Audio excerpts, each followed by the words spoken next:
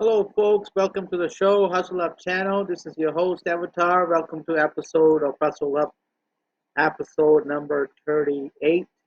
And I hope you're enjoying your day. It's a very nice weather outside. Actually, it's cloudy. Okay, so today's topic, I'll be actually talking a very serious topic. And a man named Austin Wa, and his age now is 94.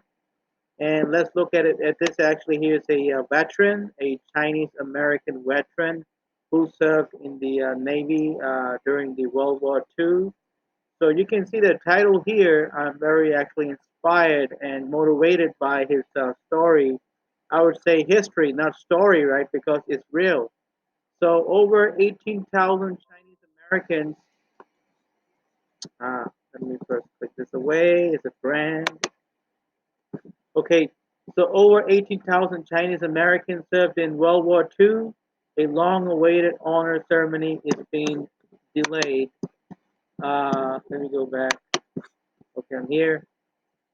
For some reason, my computer loves to show ads. Okay, so in 2018, which is 2 years ago, more than 18,000 Chinese American WATs were collectively awarded the Congressional Gold Medal, which is a good thing. But the pandemic has delayed formal presentation of the award. So let's see what's up with it. So here you go. So he is Austin Wa, and I'll show his name. You can see right here. That's his picture. Look like a very nice-looking young man in 1945. Actually, he looks like one of my friends. But anyway, let's scroll down for now. So let's read this article together. In June 1945, Austin Wa worked on the USS Breeze, where his job was to look out for planes and ships. Wow, that's incredible because that's a great job and difficult job and danger job, I would say. It's not easy. Japanese kamikaze planes often flew low and couldn't be picked up by radar. Wow. Okay, so we carry on. The story now is here. During the height of World War II, U.S. sailor Austin Wa helped sweep for naval mines on a converted destroyer in the waters of Okinawa, an island group that belongs to Japan. Okay, so he was in that island that was belonged to Japan, and I think he was servicing there at that time. So here it says it was dangerous work. Once Wa, now 94, sounded the alarm. Uh, so 94 actually, I guess that's according to the article, his age now is 94. And as I scroll down, you'll see this is a new picture. So he sounded the, I'm sorry, my headphones dropped. He sounded the alarm as a kamikaze pilot tried to kill him and his shipmates by directing his plane into their boat. Fortunately, the wing clipped the water first, flipping his aircraft into the sea. Wow, I'm telling you that was rough, right? Because you can see this the kamikaze pilot, the Japanese pilot, tried to kill him and his shipmates by directing his plane directly into the boat, like just flying down low and just try to hit the boat. But it was very fortunate that the wing clipped the water first, flipping his aircraft into the sea. Oh, too bad, too bad. Uh, okay, bad for the guy. Uh, okay, so if that had hit our ship, he has mentioned here, if that had hit our ship, I wouldn't be here. Wow. He lives in a retirement community in Maryland. That's really close to us. If I get a chance, I definitely gonna go meet uh, this guy here because I think he's a very incredible person, and uh, being an immigrant is not an easy path for even though to go through all this back in World War II, and so he was an immigrant. I read about another article about him, so he was an immigrant, and it's not easy those days. You can see that. For any immigrant, I guess. So Y is among the more than 18,000. So when it says 18,000, 18 almost 18,000 Chinese Americans actually has served during the World War II, which is a very exclusive thing. It's a good thing that being Asian, I'm actually pretty proud to see that. So in World War II, when the Chinese Exclusion Act still prohibited most Chinese immigrants from becoming neutralized citizens, yeah, so even though they were serving the army and navy, they have a lot of struggle to go through their to become neutralized. So I think that's a very tough thing to go through in the life. It's part of the life, but it's a very difficult thing to go through. So let's continue to read. So that's his picture now. This is Mr. Austin Wah, 94-year-old. Oh, actually, yeah, this picture's from last year. So I guess it won't be much difference now. But yeah, I hope sometime I can go meet him and talk and ask him about his life experience during World War II, because I sometimes get very interested in those history stuff, because the real actual history you can only learn by talking to a person, because I guess history books does not really cover all the person by person story. So this is a very good way is to approach and talk to a person. So Austin Watt, pictured in 2019, is among the more than 18,000 Chinese Americans during World War II veterans who were collectively awarded the Congressional Gold Medal, which is a great thing.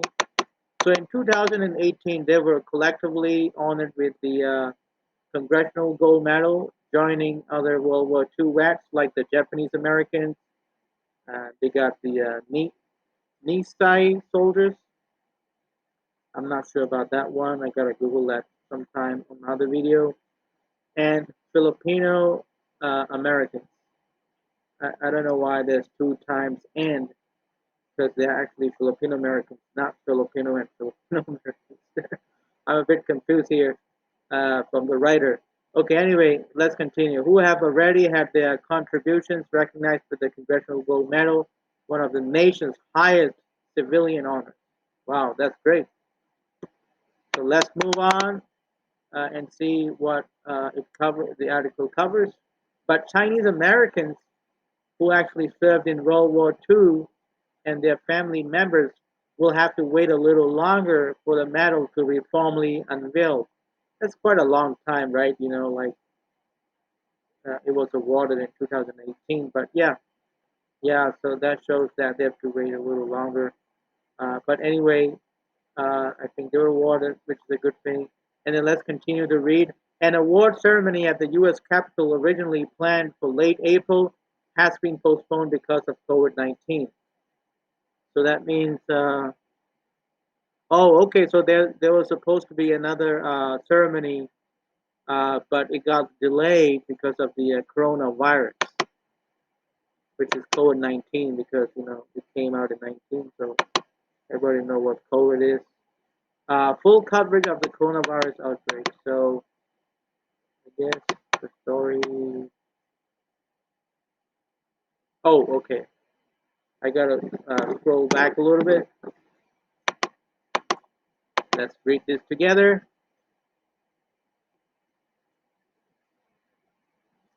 Okay, so full coverage of the coronavirus outbreak. So a spokesperson for House Speaker Nancy Pelosi office said organizers hope to reschedule the event for later this year. Ed Gore, national director of the Chinese American World War II Veterans Recognition Project, said that fewer than 300 service members still alive today are still amazing. I mean, 300 of them are still alive. I mean, they have a really, really good lifespan, and God bless them. alive today are eager to see the medal presented. And I guess Austin Y is one of them, and I congratulate him. So most of them came back to become professionals, businessmen, getting married. Well, of course, everybody got to get married. I mean, starting families, just contributing. I like it almost silently into the fabric of the United States of America. Gore said, these guys had never been acknowledged for their service. True. Wow. Who was born and raised in Baltimore? Oh, okay. So he was born and raised in Baltimore.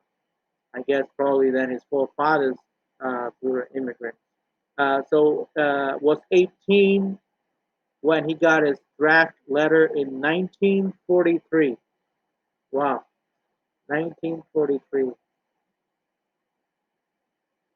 way back. So like 2 years before the official, I guess, World War II started, because he received his draft letter in 1943. One of out of the 8 children, so he got 8 brothers and sisters. That's a big family. That's good for him.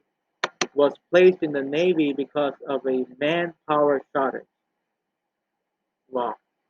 So they were short of manpower, so he was placed. He said his brother ended up in the Army Air Forces. So his brother was also in the Army Air Forces, and his other part of the family as well. You can see, like, because of the shortage, people were put under, boot camp and Air Forces. And so you got a brother who was in the Army Air Force. That's really good. Okay, so that's his, I guess, his U.S. Navy picture, looking really nice. After boot camp, Wow was assigned to a position that handled damage control for ships. He said later he was sent to Treasure Island near San Francisco for advanced welding.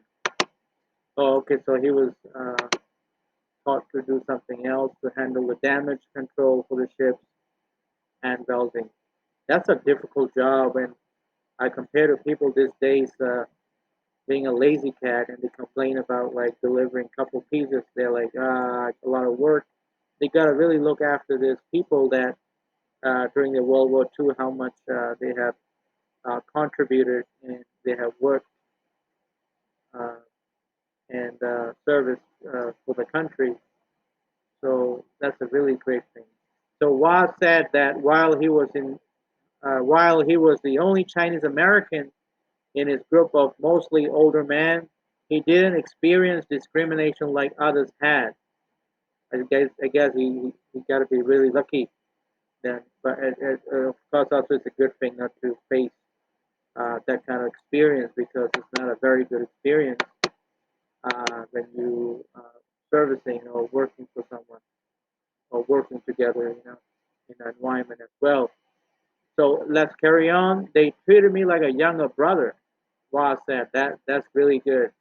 That's really good. That's how it motivates you. So on the left side, it shows Austin Y in his Navy uniform. So that's his picture from 1944, when after he completed his boot camp.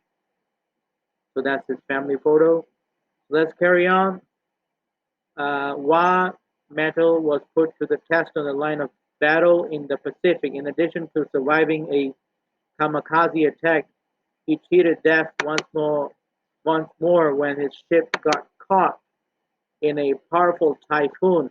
Now, typhoon is actually, like to let you know, it's a very common thing in Asia. So it's like a hurricane, but they got like number 8, number 3, number 10. So typhoon is like a big letter T. So that's what typhoon is. It's pretty much like a hurricane type thing. So just 3 days after the Battle of Okinawa. So once again, I guess he was lucky. There was a big typhoon. Could have flipped everything down, but he was lucky to survive. That's a good thing. 1 minute, you are way down. You see water all around you. Wow. Wow, recalled. Next thing, you're way up top.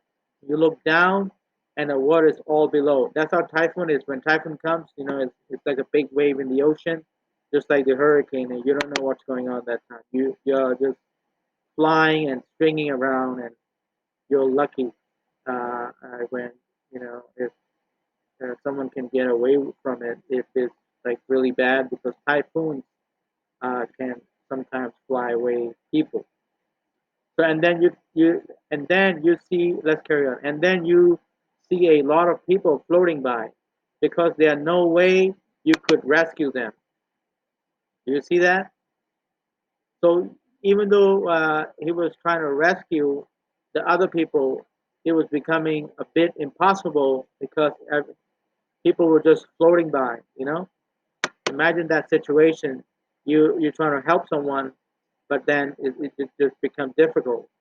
Okay, let's carry on. After the war ended, Wa rowed rowed his ship back to Brooklyn Navy Yard in New York. So when the war ended, he rowed back his ship back to Brooklyn, New York, in the Navy Yard of New York, where it was decommissioned. He never forgot the feeling he had when they passed by the Statue of Liberty. Wow, so Statue of Liberty was like very there back that time. That's amazing.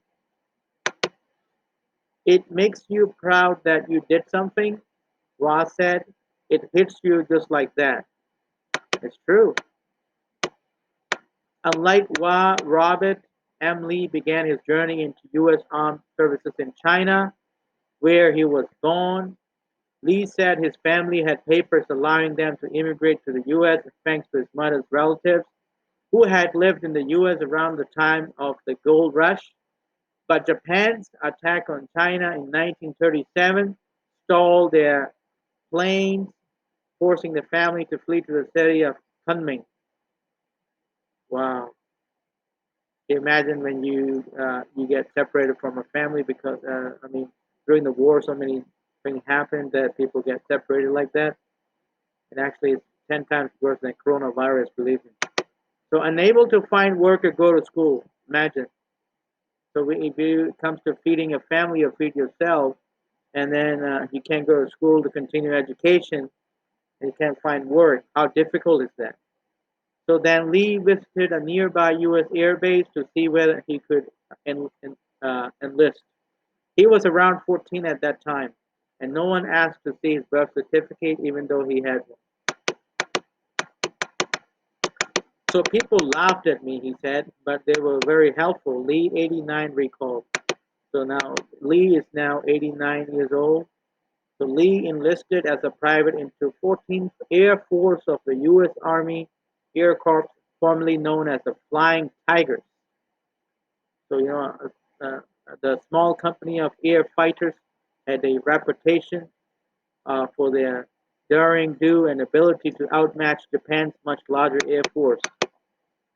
Okay, so Lee ended up with the Army Corps of Engineers in 1945.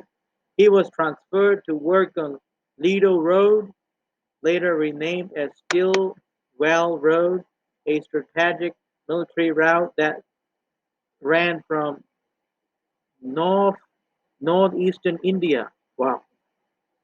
Okay, so northeastern India through Myanmar to China. Yeah, I heard of Myanmar, which borders China. I guess India and Myanmar and China all borders together. So in 1945, he was transferred to work on Lido Road.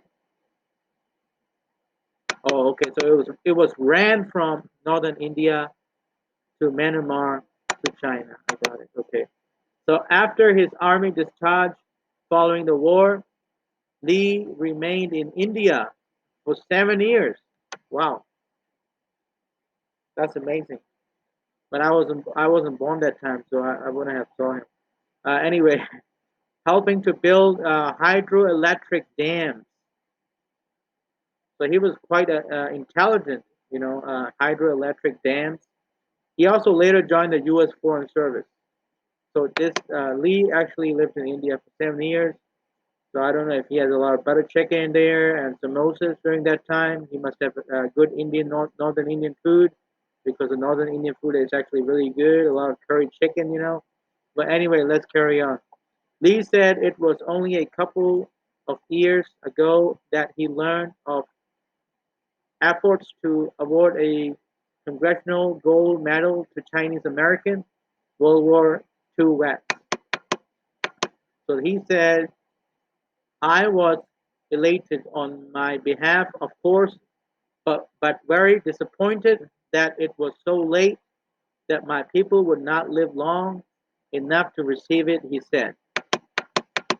Hua, who followed in his father's footsteps by going into the laundry and dry cleaning business, said serving his country was simply his duty. Oh, okay. So I guess the dry cleaning business must be in Baltimore, Maryland, because he still lives in Maryland.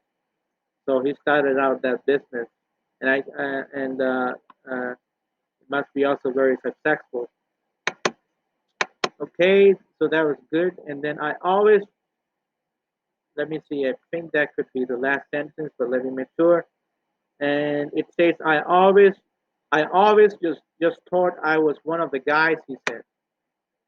Oh, okay. Let's continue.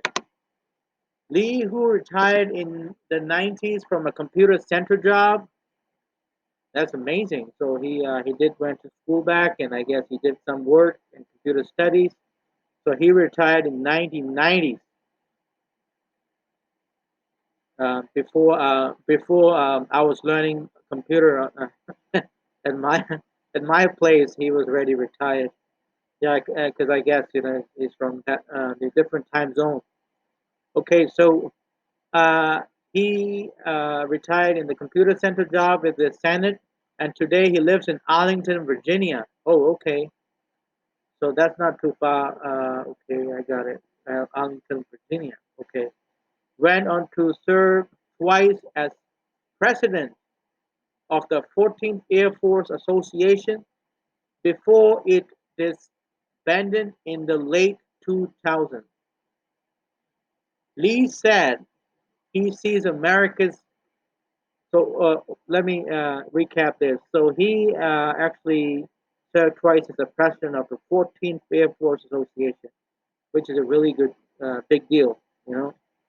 Okay, so Lee said he sees Americans' battle to contain COVID-19 as an even bigger challenge than what the nation and its allies faced during World War II. So that's what Lee said. He sees American battle to have coronavirus as versus not worse, but a bigger challenge than World War II. That's what he meant. Okay, I think this is much worse because we don't know what's going to happen next, and we cannot fight it, he said. Both men participated in a smaller ceremony in Washington, D.C. in early 2019. Both were planning to attend the one in April as well. Gore hopes the April event can take place this fall, especially because fewer than 300 servicemen and women remain of the more than 18,000 who answered the call to duty. I'm never going to say that any one of our men and women who served were any more brave or courageous or patriotic next to anyone else who was African American or Hispanic or white, he said. That's very good saying. What we did like everybody to know is we served alongside everyone else for the betterment of the country and to win this war, Gore said. All right, so the story and the history ended right there. And I'm proud of Mr. Wah here. That's his picture from 1945. I hope you enjoyed this video and have a great lesson on the history of Chinese Americans who served in World War II. So over 18,000 Chinese Americans served in World War II. A long-awaited honor ceremony is still delayed. They're just waiting the COVID-19 to be over. There'll be a special ceremony in Washington, D.C. I'll be more likely interested to go and will be going because I like to see heroes and I would like to shake hands with them. And I would like to see them and have a picture with them. So I hope you enjoyed this video, and this is for everybody to learn about the Chinese Americans who served in World War II, and Mr. Wa, who I was very inspired with his history and story, and the family line as well. So I hope you enjoyed this video, and thumbs up and hustle up. Don't forget to subscribe my channel and hit the doorbell, not the doorbell, sorry, that the icon, the notification bell, so you can receive more episodes and we can review more stories together and talk more topics together and learn more. And I hope you have a good one. Subscribe,